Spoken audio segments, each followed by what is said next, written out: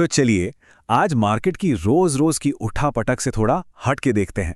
हम डेटा और फैक्ट्स के जरिए ये समझने की कोशिश करेंगे कि इंडियन इक्विटी मार्केट में आखिर चल क्या रहा है। मतलब इस करेक्शन के पीछे की असली कहानी क्या है। आइए इसे डिकोड करते हैं।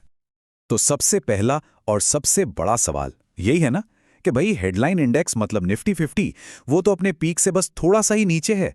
तो फिर इन्वेस्टर्स को ऐसा क्यों लग रहा है कि पोर्टफोलियो में इतनी बड़ी गिरावट आ गई है। ये एक पहेली जैसी है जिसे शायद बहुत से लोग इस वक्त महसूस कर रहे होंगे। आज हम इसी पहेली को सुलझाएंगे। और देखिए, इस पहेली का जवाब ना एक धोखे में छिपा है। एक तरफ है वो तस्वीर जो हमें दिख रही है, निफ्टी 50, जो अपने टॉप से सिर्फ 4% नीचे है। लेकिन असली कहानी बिल्कुल अलग है। असलियत यह है कि ज्यादातर मिड और स्मॉल कैप स्टॉक्स में 20 से 30% तक की गिरावट आ चुकी है। तो जो दर्द महसूस हो रहा है ना, वो यहीं से आ रहा है। तो इसका मतलब साफ है, जो नुकसान है ना वो पर्दे के पीछे पहले ही हो चुका है। और ये जो गिरावट का एहसास है वो बिल्कुल असली है और ज्यादातर लोगों के साथ हुआ है। तो अब सवाल ये उठता है कि आखिर ऐसा हुआ क्यों, क्या वजह थी इसकी। देखिए, इस गिरावट के पीछे कोई एक वजह नहीं थी। ये तो जैसे कई चीजों का एक परफेक्ट स्टॉर्म था।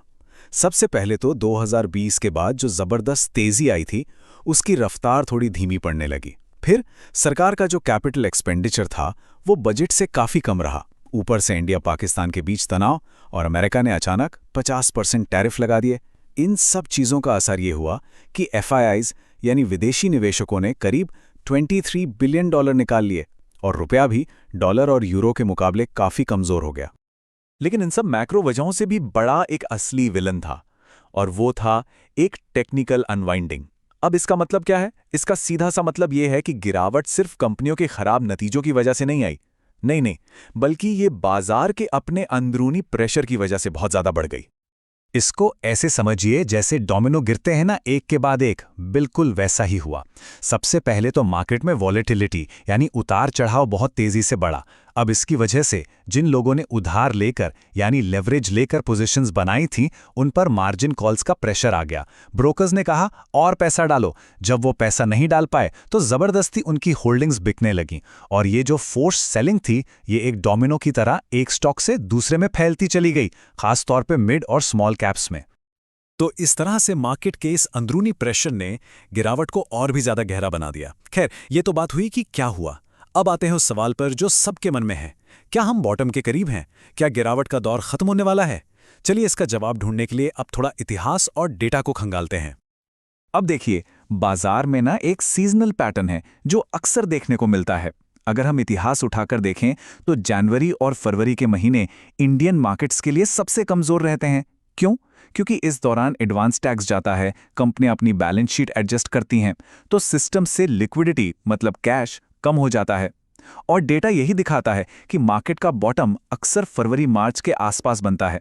और फिर जैसे ही अप्रैल मई में लिक्विडिटी वापस आती है, मार्केट में आमतौर पर एक मजबूती देखने को मिलती है। और सुनिए, ये कोई पहली बार नहीं हो रहा है। आप 2016 देख लीजिए, 2020 का कोविड वाला क्रैश याद कीजिए, या फिर पिछले साल 2023 को ही ले लीजिए। इन सभी सालों में साल की शुरुआत में एक बड़ी गिरावट आई थी, और उसके बाद क्या हुआ? अगले फाइनेंशियल ईयर में एक जबरदस्त रिकवरी। तो आज जो हो रहा है ना, वो भी बिल्कुल उसी पुराने पैटर्न में फिट बैठता दिख रहा है। अब जरा इस नंबर पर ध्यान दीजिए, +64%। ये क्या है? इतिहास ये बताता है कि जब भी निफ्टी स्मॉल कैप इंडेक्स जनवरी से मार्च के बीच 20% से ज्यादा गिरा है, तो उसके बाद अगले फाइनेंशियल ईयर में जो औसत बाउंस बैक आया है वो 64% का रहा है। सोचिए, 64%। ये एक बहुत ही पावरफुल डेटा पॉइंट है जो साफ साफ दिखाता है कि बड़ी गिरावट के बाद अक्सर एक बड़ी रिकवरी भी आती है। ठीक है, तो इतिहास तो यही कह रहा है, लेकिन अब जरा आज की बात करते हैं जमीनी हकीकत की। क्या हमें ऑन ग्राउंड कोई ऐसे संकेत मिल रहे हैं जिन्हें ग्रीन शूट्स कहा जाता है? मतलब क्या इकोनॉमी और कंपनियों की हेल्थ सुधर रही है? तो इसका जवाब है जी हां, बिल्कुल मिल रहे हैं। इस चार्ट को देखिए जरा, ये इंडस्ट्रियल क्रेडिट ग्रोथ का चार्ट है। ये एक बहुत बड़ा लीडिंग इंडिकेटर होता है। सोचिए, जब इंडस्ट्रीज ज्यादा लोन लेती हैं तो वो क्यों लेती हैं? क्योंकि वो अपना बिजनेस बढ़ा रही हैं, नई मशीनें लगा रही हैं, नए लोगों को नौकरी दे रही हैं। और हम क्या देख रहे हैं? ये ग्रोथ पिछले साल के 7.5% के मुकाबले बढ़कर अब 13.3% हो गई है। ये साफ संकेत है कि इकोनॉमी का पहिया अब तेजी से घूम रहा है। और कहानी सिर्फ यहीं खत्म नहीं होती, और भी कई पॉजिटिव साइंस हैं, जैसे कि कमर्शियल गाड़ियों की बिक्री वो अपने अब तक के हाईएस्ट लेवल पर हैं।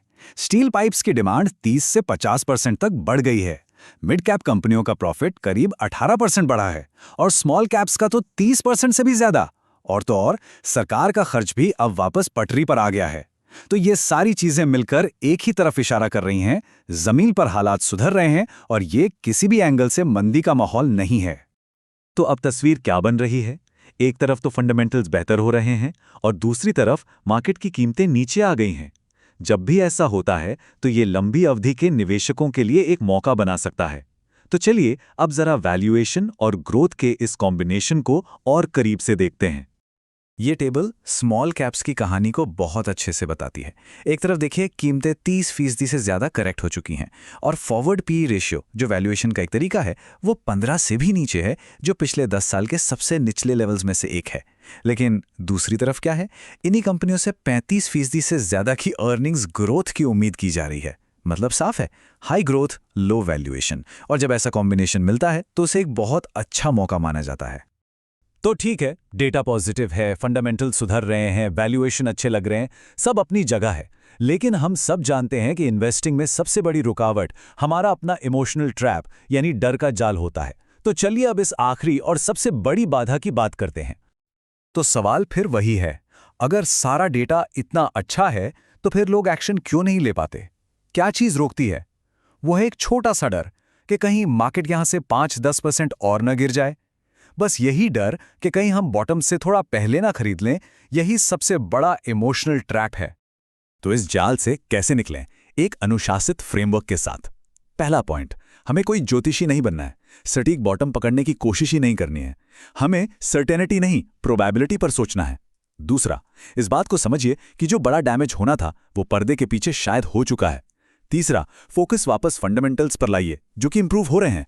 चौथा, वैल्यूएशंस का सम्मान कीजिए, रिस्क रिवॉर्ड अब लंबी अवधि के लिए हमारे फेवर में झुक चुका है। और सबसे जरूरी पांचवा पॉइंट, डिसिप्लिन रहिए, डर या लालच में आकर कोई भी फैसला मत लीजिए। और आखिर में बस एक बात याद रखिए, इक्विटी इन्वेस्टिंग सबसे ज्यादा अनकंफर्टेबल तभी लगती है जब वो सबसे ज्यादा जरूरी होती है। लंबी अवधि में पैसा बनाने के लिए इस उतार चढ़ाव को झेलना ही पड़ता है। तो असली सवाल ये नहीं है कि मार्केट का बॉटम कहाँ बनेगा। असली सवाल ये है कि जब डेटा, इतिहास और फंडामेंटल्स सब हमारे पक्ष में इशारा कर रहे हैं, तो क्या हमारा माइंडसेट सही मौके का फायदा उठाने के लिए तैयार है?